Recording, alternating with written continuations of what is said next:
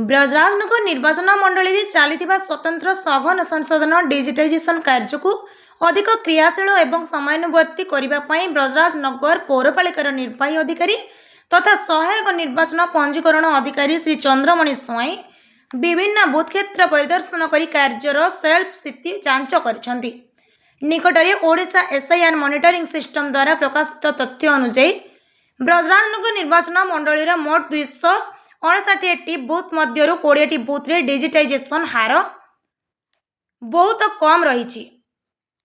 पछुआ booth गुड़िक career अग्रगति आनिबा उद्देश्य श्री स्वाई सीधा सड़क क्षेत्र स्तर को जाई स्थिति समीक्षा करछंती।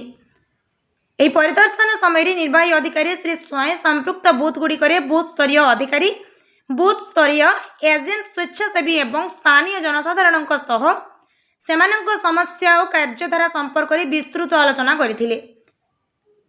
सबु बूथ रे 100% गणना फॉर्म बंटा सरीथिले मध्य ऑनलाइन एंट्री विलंब हेबार कारण खोजिबा सह त्रुटि संशोधन पई से निर्देश दैछंती। आलोचना समय श्री स्वाई प्रक्रिया को शीघ्र शेष करने पई बीएलओ एवं स्वेच्छासेवी मानक मध्य उत्तम समन्वय रक्षा करने उपरे जोर दैछंती।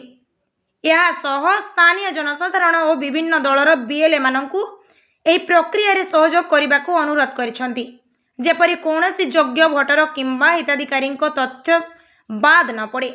आगामी दिन में यह समस्त बूथर रेकर्ड को 100% सफल करने पई प्रशासन संपूर्ण प्रस्तुत बोली निर्वाही अधिकारी प्रकाश करिसंती।